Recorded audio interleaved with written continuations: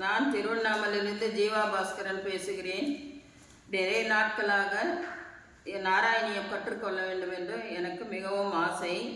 பகவான் கிருஷ்ணர் அனுகிரகத்தாலும் கோவை புவனேஸ்வரி மேடம் ஆதரவாலும் கற்றுக்கொள்கிறேன். ஒவ்வொரு தசகத்திற்கும் மீனிங் சொல்லும் பொழுது மனது லேசாகவும் கண்களில் கண்ணீரும் தழும்புகிறது. அவ்வளவு அருமையாக சொல்லி தருகிறார். அது மட்டுமல்லாமல் சமையல் கலை, சொந்தமாக பாட்டு எழுதி ராகம் அமைத்து பாட்டு பாடுவது, பூஜைக்கு டெக்கரேஷன் செய்வது என எல்லா துறையிலும் சிறந்து விளங்குகிறார் என தெரிந்து கொண்டோம். நீண்ட நாட்கள் இதேபோல் ஆன்மீக துறையிலும் நீண்ட ஆயுளோடும் ஆரோக்கியத்துடனும் மகிழ்ச்சியாகவும் இருக்கவும் என ஆண்டவனை பிரார்த்திக்கிறேன். இந்த வாய்ப்பு தந்த மேமுக்கு மிகவும் நன்றி. நேற்று கார்த்திகை புராணம் முதல் அத்தியாயம் கேட்டு மகிழ்ச்சியுற்றேன். மிகவும் நன்றாக இருந்தது. Thank you ma'am. நாராயணியத்தில் 9வது தசகம் சிருஷ்டி வர்ணனி அஷ்டபதி ராகம். ஸ்திதச கமலோத்பவ தவகினா விபங்கேருஹே குதஸ்விதித தம்புதா உதிதமித்யனாலோகயன் ददीचन कुतूहलात् प्रतिदिशं विवृत्ताननः चतुर्वदननामगे विगसदष्टदृश्यम्बुजां मगार्णवविकूर्णितं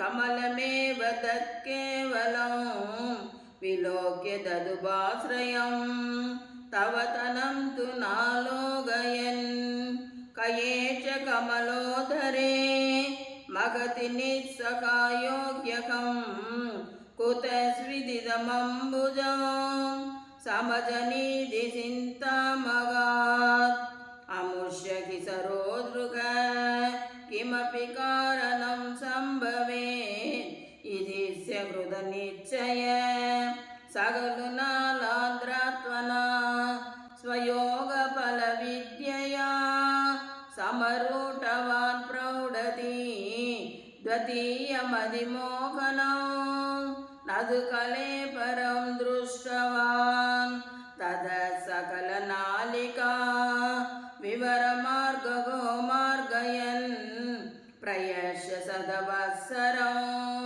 किमपि नैव सन्दृष्टवान् निवृत्य कमलोदरे सुगनिषन्न एकाकृतिः समाधिफलमादते भवतानुग्रहैः काक्रही सदेन परिवत्सरै दृढसमाधिबन्धोल्लसत् प्रबोधविशदीकृत सकलपद्मिनी सम्भवः अदृश्यसरमुद्भुतं तव हि रूपमन्दर्दृशा विशश्च परिदुष्टदी भुजगभोगभागाशयं किरीटमकुटोल्लसत् खड्गहारकेयूरयो मणिस्फुरितमेघलं सुपरिवीधपीताम्बरं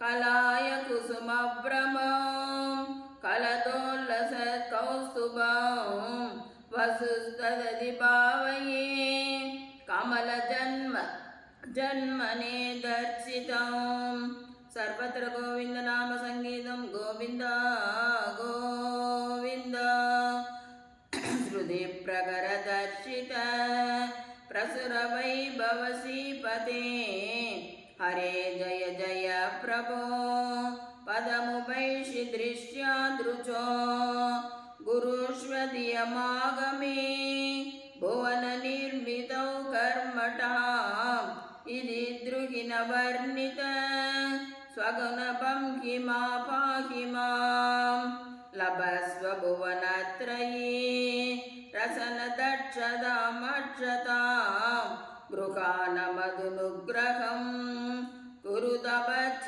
भूयो विते भवत्अखिलसाधनी मयि सभक्ति अद्युद्घटे युधीर्यक्रममादता मुदितसेदसंवेदसं सदंकृतदभास्तत सगलु दिव्य संवत्सरान् अवाप्य च तपोबलम् अधिबलं च पूर्वाधिकम् उदीर्य किल कंविदं भयसि पंकजं वायुना भवत्फलविजृम्भित भवनपादसी पीतवान् तव कृपया पुनः सरसिजेन तेनैव सख प्रगल्भ्य भुवनत्रयं प्रववर्तुते प्रजानिर्मितं दत्ताविद कृपापरो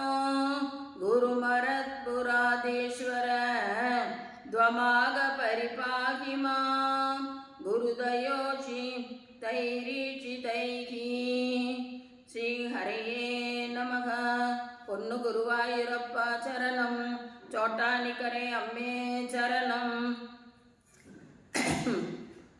ఆనంద సిన్మయే చరణం నారాయణ అఖిల గురు భగవన్ నమస్తే సర్వత్ర గోవింద నామ సంగీతం గోవింద గోవింద 15வது దశకం కపిల గీதை సాంత్రానంద రాగం मदिरिक गुणसक्ता बन्धकृद्देश्वसक्ता द्वमृतकृदुवरुन्दे भक्तियोगस्तु शक्तिं कमलभ्या भक्तिरेवाद्रसाध्या कपिलतनुहृदि त्वं देवकीयुतेन्यकातिकी प्रकृतिमगत् अहङ्कारा च मात्रा च भूतान्यपि हृदविदसाक्षि पुरुष पञ्चविंशः इति विदित विभागमुच्यते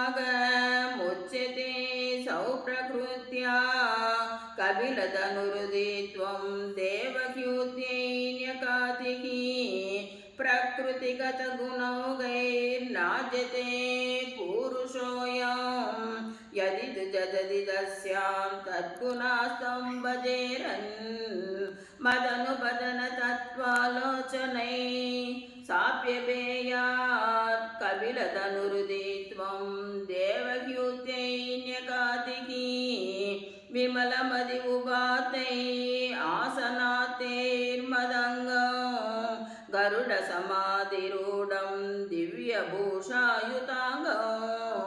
रुचितुलितदमालं शीलये दानुवेलं कपिलतनुहृदि त्वं देवकीयुतेन्यकातिकी मम गुणगणलीला कर्णने कीर्तनातेः मयि सुरसरी दोगप्रख्यसिद्धानुवृत्तिः भवति परमभक्ति साहि मृत्योर्विजेत्री कपिलतनुहृदि त्वं देवकीयुतेन्यकातिकी अकग बहुलसिंसां कञ्चिदार्तै कुटुम्बं प्रतिदिनानुपुष्णन् श्रीजितो बाललाली विचतिः कृगसक्त यादनां मय्यभक्तः कपिलतनुहृदि त्वं देवकीयुतेन्यकातिकी युविते जडरकिन्न जातबोधाप्यकाण्डे प्रसवकलितबोध पीठयोल्लङ्घ्य बाल्यं पुनरपि पदमुह्येत्येव तारुण्यकाले कपिलतनुहृदि त्वं देवकीयुतेन्यकातिकी पितृसुरगणयाजी धार्मिको यो गृहस्थः स च निबधति काले दक्षिणात् वोपगामी मयि निहितमहामं कर्मदूतपदार्थं कपिलतनुहृदि त्वं देवकीयुतेन्यकातिकी इति सुविदितवेद्यां देवकी देवकीयुतीं कृतनदीम् अनुग्रह्य त्वं कदो योगिसङ्गैः विमलमतिरतासौ भक्तियोगेन मुक्ता त्वमिपि जनहितार्थं वर्तसे प्रागुतीशां परमुखिमु बहुद्याद्वत्पदाम्बोजभक्तिं सकलभयविनेत्रीं सर्वकामोपनेत्रीं वदसि कलदृढं त्वं तद्विदुयामयान्मे गुरुभवनपुरे चेद्यव्यदस्वस्वभक्तिं श्रीहरये नमः।